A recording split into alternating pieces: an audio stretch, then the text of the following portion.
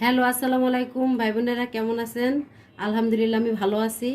আজকে বিকালের নাস্তার খুব মজাদার একটা নাস্তার রেসিপি নিয়ে আসলাম। আমার ভিডিওটা দেখুন। আলুটাকে আমি সুন্দর করে এটা দিয়ে গ্রেট করে নিব।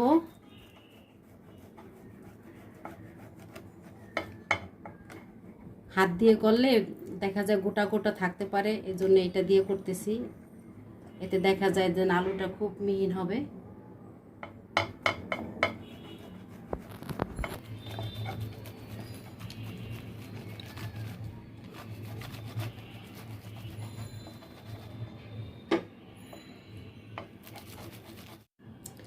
ভাই বোনেরা, এই যে আমি আলুটা সুন্দর করে গ্রেট করে নিয়েছি আর ডিমটাও গ্রেট করে নিয়েছি। এখন আমি এখানে ধনিয়াপাতা কুচি, কাঁচামরিচ কুচি আর পেঁয়াজ বেরেস্তা এখানে পরিমাণে অনেক আছে, কারণ বেরেস্তাটা বেশি দিলে এই চপটা খুবই ভালো লাগে।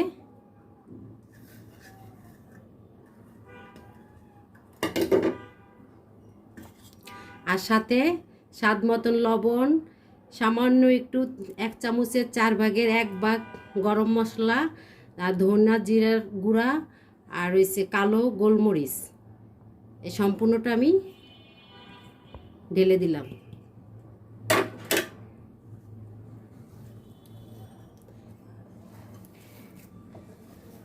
এটাকে আমি ভালো করে মাখিয়ে নিব।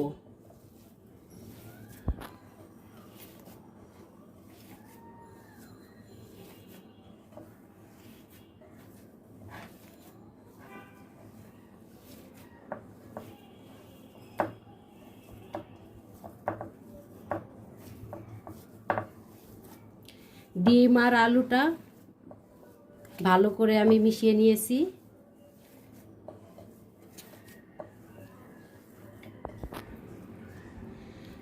এটাকে আমি চপের মতন করে বানিয়ে নিব, ঠিক এই রকম করে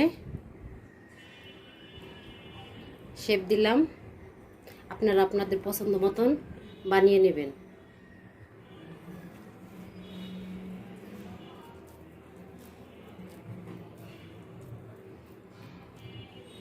বিকালের নাস্তা হিসাবে এটা খুবই একটা মজাদার খাবার। ছোট ছোট বাচ্চাদেরকে বানিয়ে দিতে পারেন এভাবে করে বানায়া। প্রত্যেকটা বাচ্চা খুবই পছন্দ করবে এই খাবারটাকে। আমার ঘরে তো সবাই পছন্দ করে।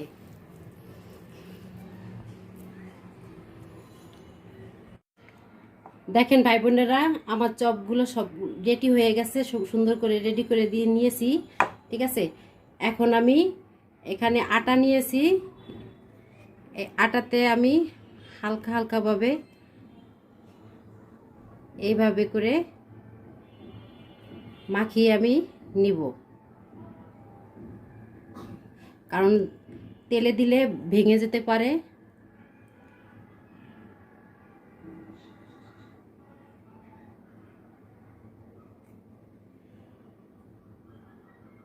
কোনো চাপ দিব না, শুধু হালকা আছে লাগাবো।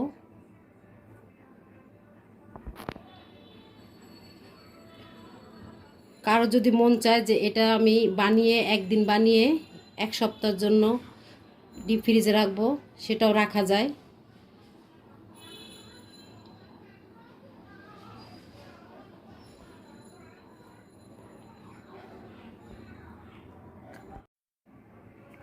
চপগুলো আমি সম্পূর্ণ এভাবে রেডি করে নিয়েছি। এখন একটা ডিম ভেঙে নিয়েছি, এই ডিমের চুবনি দিয়ে তারপর আমি তেলে এটা ভাজবো। প্যানে আমি তেল দিয়ে দিলাম পরিমাণ মতন।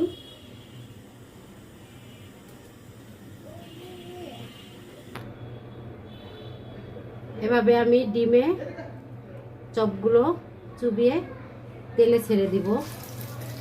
চুলার আঁচটা হালকা আছে থাকতে হবে, নাহলে পুড়ে যেতে পারে।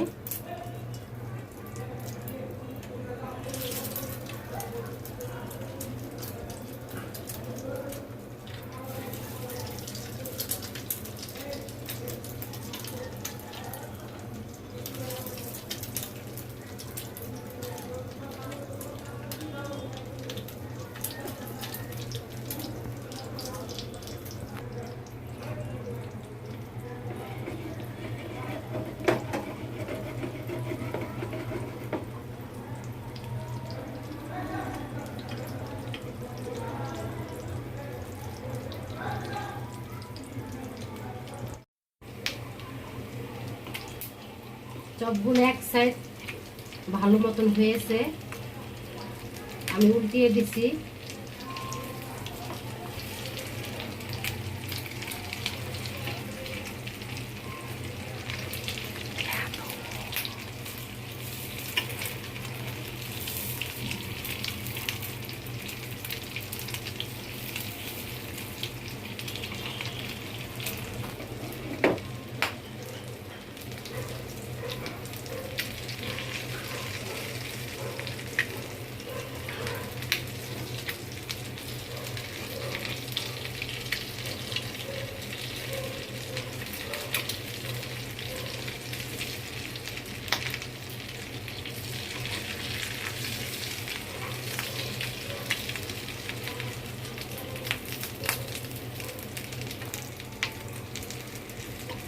চপগুলো খুব ভালো করে ভাজা হয়ে গেছে, এখন আমি নামিয়ে নিব।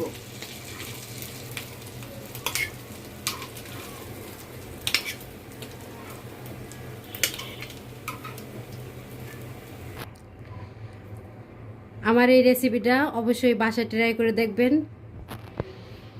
যদি এই রেসিপিটা ভালো লেগে থাকে তাহলে আমার চ্যানেলটি সাবস্ক্রাইব করবেন, আমার সাথে থাকবেন। আসসালামু আলাইকুম।